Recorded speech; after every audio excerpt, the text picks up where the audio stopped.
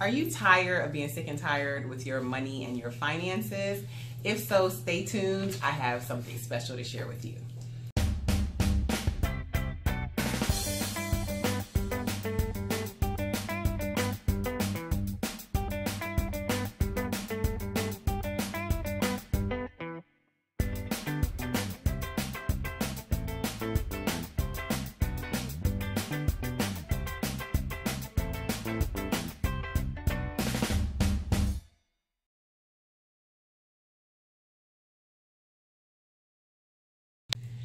Okay, so what tips would you give to people to better their situation?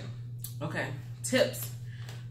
My bank account that I use to save money is an internet bank account. Okay. And it is now with Capital One. It's a Capital One 360 savings, but it used to be an ING Direct, which supposed to yield like a little bit greater return for your saving. But if you want that money, you gotta need that money because it takes you about 2 days to transfer that money. So it's not linked to your checking account where you could just move it over. Right. It's not a Wells Fargo savings. So whenever my checking get low, it just swipe from the savings. No, okay. It does not. Right. And you have to balance. So this week, and then also you don't see it. So when you log into your account, you have to go check to see that money. So it's sitting there growing. That is correct. Okay.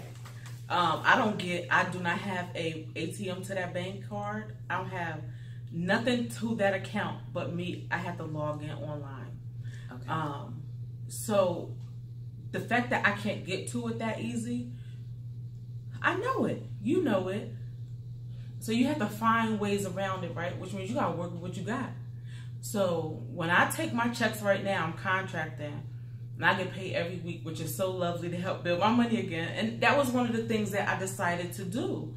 When it was time to go back to work, I said, okay, well, you spent quite a bit of money staying home in my savings. Now you got to build it back up. A weekly check is going to be a good way to do that. So I've been contracting for like the last 2 months. Okay. And when I get paid, I slide on Friday. When I tell y'all, I slide half of my check right on over here. So this week, I have $500 to live off of until next Friday. Okay. Everything else is gone. Because you put it in savings. And then when I tell you Wells Fargo take that money out immediately, they tell you it take 2 or 3 days, but Wells Fargo slide that money right on out your little checking account. It be gone. They do not play. So okay. I'm literally like groceries, gas. So right now it's the end of the month. I don't have any bills. Maybe internet, $60. We had a phone bill, cell phones. I don't have no bills, so it's easier this time of the month. So a lot of times, right, what we do is in the process of living, we say, okay, I'm gonna take $250 and put in my savings account, but you're still living. You swiping at the gas, you swiping at the grocery store. Fridays, Saturdays, and Sundays are unknowns because you like to go out to eat with your friends. We got a brunch. You got to move that money before you start living, because if you don't, it's not going to be there. It won't be there. Okay. Do you feel like you're missing out on things or anything? Like, let me tell y'all, like 3 weeks ago, I had a girlfriend, single mom, 3 kids, call me and borrow $100. And I gave it to her, right? I feel like people shouldn't call me and ask me for money. I'm a single mother too.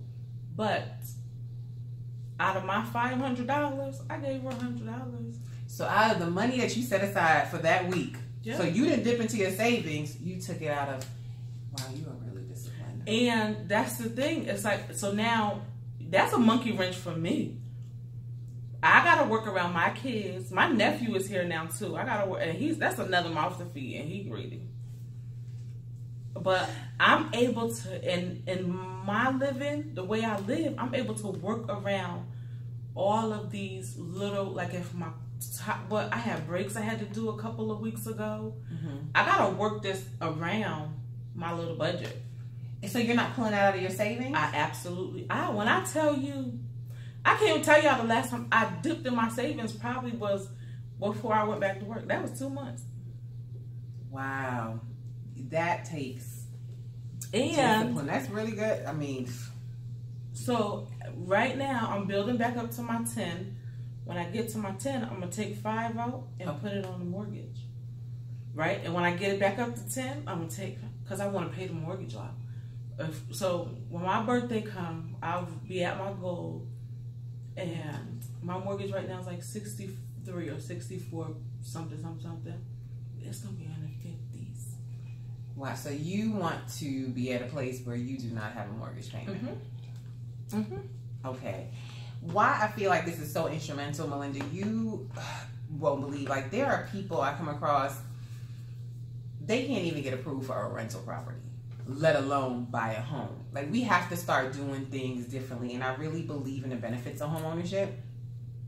But to get there, we need to start doing some things differently as far as debt goes, savings, like what you shared about putting half of your check aside, not spending it, not touching your even having a savings. That's another big thing when buying a home. A lot of people, well, can I get down payment assistance? And it's the down payment assistance money is there, and if you can use it, that's fine, but that should not be your only, like, you banking 100% on that down payment assistance, because if it doesn't come through, but think about this, when it does come through, right? Then okay, so it should be a backup. So when it does come through, you could keep your money that you had and then use it. Because let me tell y'all, when you don't have savings and that homeowner's assistance helps you, right? Let me tell you what I had to do when I first bought my house. Okay. Security systems, that was like $800 and something. When you call and get the pest control, termite bond, that was $1,000. It was like, what? Those were expenses I didn't even realize were so high. I knew I had to do them. I had to buy a refrigerator. Thank God the people who left the house left the stove. No, they left the dishwasher. Okay, and it still works? It still works. I'm actually waiting for one of them to break down so I can get a new set. But they still work. So while they work, I'm not going to say, hey, let's sell this off and go. I'm just going to let them go. I mean. Wow. So you sacrifice in the short term. Absolutely. To really have things lovely in the long term. Absolutely. And Dave Ramsey, what does he say? I live like nobody else now so that when I get older, I can live like nobody else. Yeah.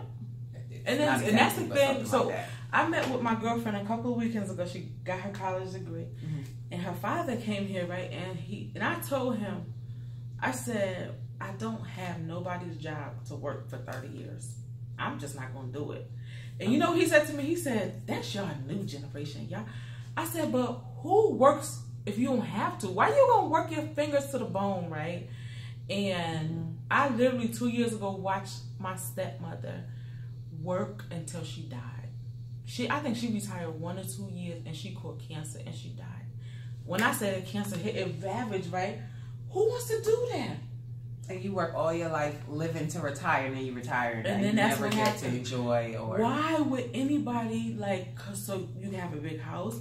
I'm not gonna marry my mortgage for 30 years. I'm not gonna do that. Okay, but when you got your house, did you take out a 30-year mortgage? I did a 30-year mortgage. But you're cutting it down. And I did that because, one, I was a first-time buyer, a single mother, and I think the bank was like, they didn't suggest it to me because why would they? I wasn't really in a position to, but I also didn't know that was an option, right? But I also know that whether it's an option or not, it's something I'm probably going to do. Okay. I mean, I'm going to pay off that mortgage well before 30 years. So my car, I paid off 2 in 3 years instead of 6. I took out a 6-year loan on my car. I paid it out in 3 years. I don't really care to give away money at interest. I am not her. I'm just not her. And a lot of people don't realize the impact of interest because it's a little bit at a time. But and it's included in my payment. I'm telling people, if you can, you should. If you can, you should. Because my kids have literally been in daycare from like 6 to 8 weeks old. I've been working. That's a cost. Daycare is not cheap at all, and you're still able to do that. So let me ask you about that. Your kids. How do you educate your kids or make sure that they're getting this, going to be ahead of the game? So, right. Everybody said, my kids, it's so funny. My daughter be like, Mom, I know you have money in a bank And I'd be like, how you know? Because I just know you always save money, and she just know it's a lot of money, right? She don't know how much. I don't even have, when I say I don't have statements come to my house, I don't get no paper statements. I don't want them. I go online and see my money anytime I want to. But okay. My son, who just turned 18 and is working, right? I think a part of him is just like super lazy, but he lets me run the show, right? I went and got him a bank account. Okay. I'm not on his account. It's just him. I'm not on his debit card, but I tell him when your bank account hit $500, you can buy something you want, but you got to get it up to 1,000 after that. Then you can buy something you want. Okay. And then it hits 1,500, and I tell him that, and he listens. Really? I swear, but he don't really like. He love video games. So long as he can do his video games, it's not much else he needs to do, right? Okay. How old did you say he was? 18. And he lives. Does he work? He works. So he works and puts his checks up. He works and puts his check. I taught him maybe 2 weeks ago how to take a picture of his check and deposit it in his account. Oh, that's awesome. And he just take his checks. He'll have they'll sit at the agency for 2 and 3 weeks, and he'll go pick up 3 checks at a time. So he is not pressed to pick up his money. Oh man, that's gold. That's because I don't charge him rent. Some parents see a lesson in that. I'm not sure if it's a bad thing or a good thing, but you just choose not to do it. I choose not to. Okay.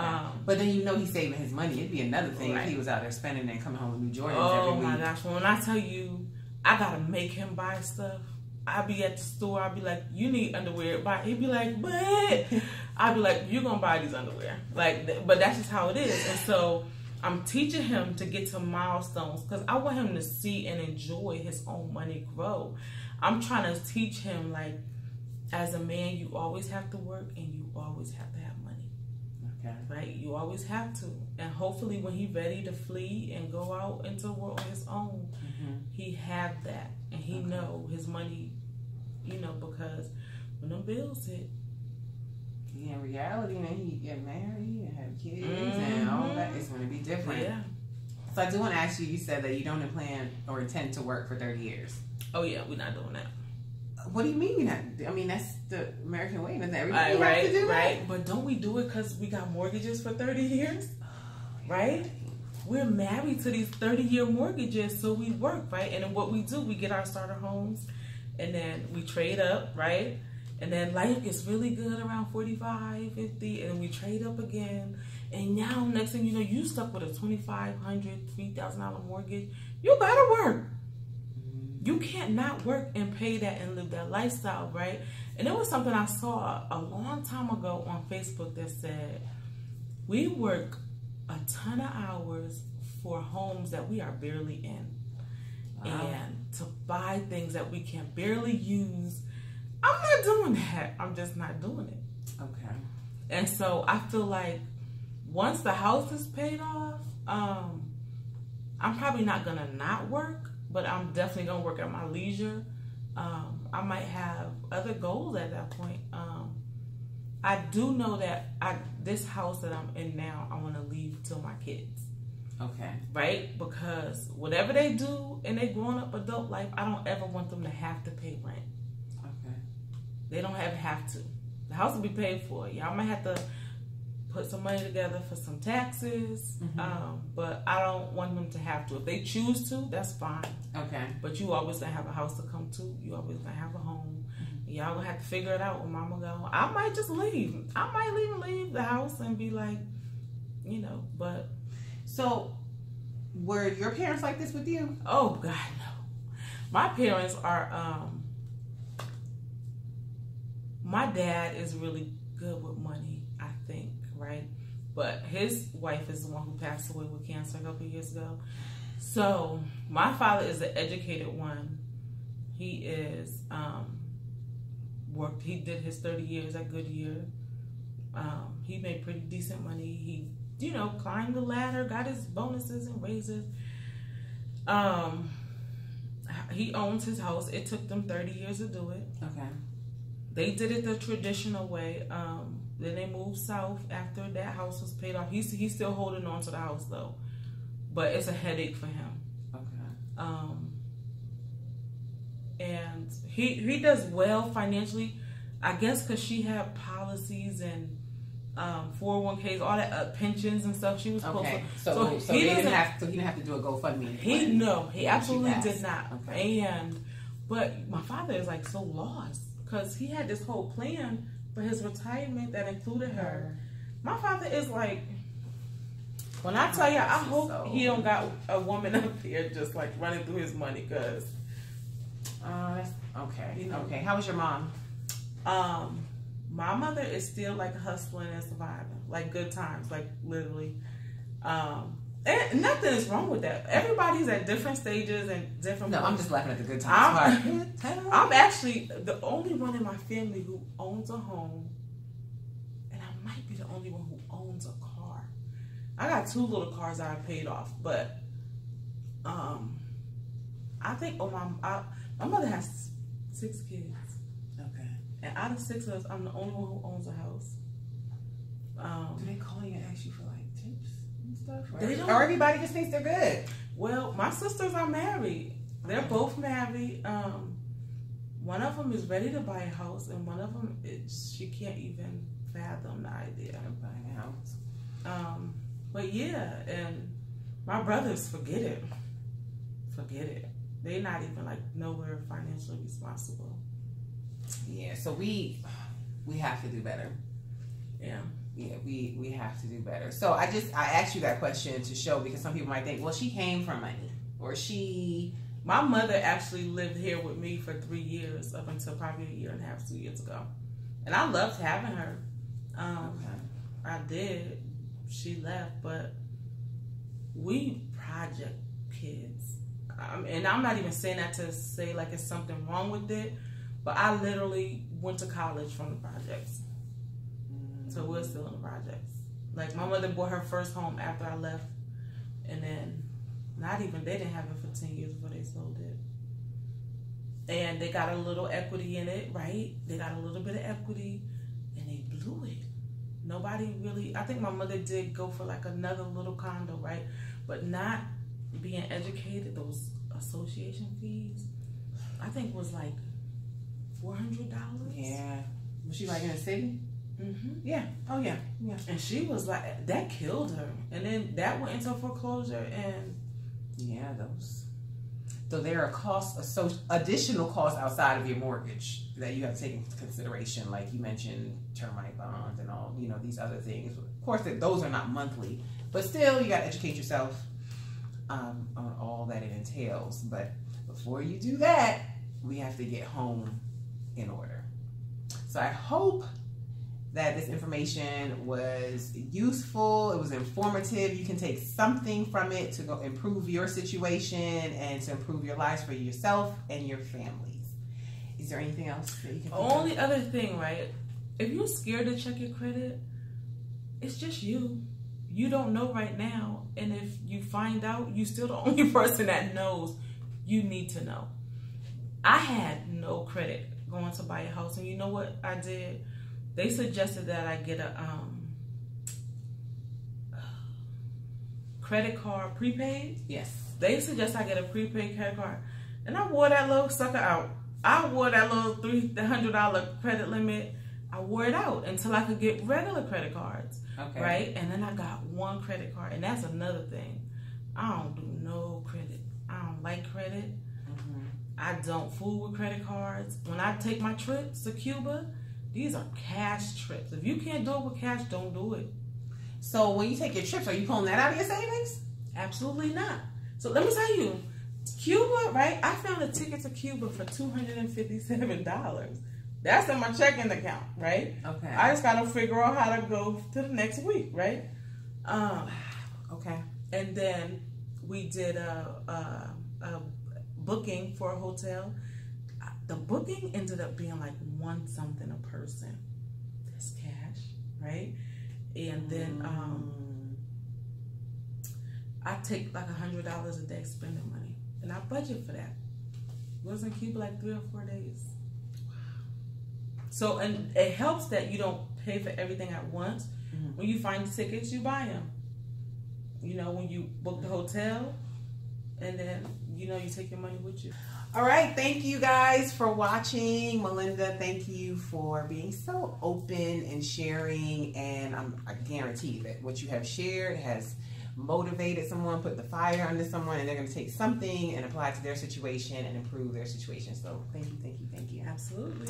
As always, if you have not subscribed, please go ahead and hit the subscribe button below. I will continue to bring you content that you can use to improve your financial situation and improve your lives. And if you have any real estate needs, please don't hesitate to contact me. This is Natasha signing off with www.soldbynat.com. Have a great one.